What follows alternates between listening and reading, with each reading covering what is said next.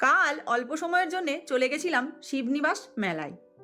এই যে রাজরাজেশ্বরের মন্দির, এশিয়ার দ্বিতীয় বৃহত্তম শিবলিঙ্গ রয়েছে এখানে। এখান থেকে বাটা কিনে পুজো দেওয়া হয়। এটা রাম সীতার মন্দির। এখানে ছোটবেলায় মাঠ দিয়ে পায়ে হেঁটে জল ঢালতে আসতাম, কত ঢিল বাঁধতাম, অনেক স্মৃতি রয়েছে এখানে। এটা ছোট শিব মন্দির, সামনেই বাটা বিক্রি হচ্ছে। দর্শন করে নিলাম। ছোট পাপার জন্যে টেডিগুলো দেখছিলাম। এই সবুজ কালারের টেডিটা নিলাম, এটাও নিলাম। মেলা বেশ জমজমাট।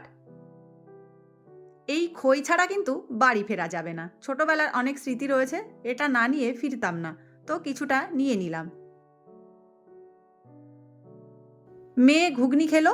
বাড়িতে ভাই বউ আর সবার জন্যে এগরোল নেওয়া হলো। এদিকে 100 টাকার ব্যাগগুলো বোন আমাকে কিনে দিল। এরপর বাড়ি ফেরা।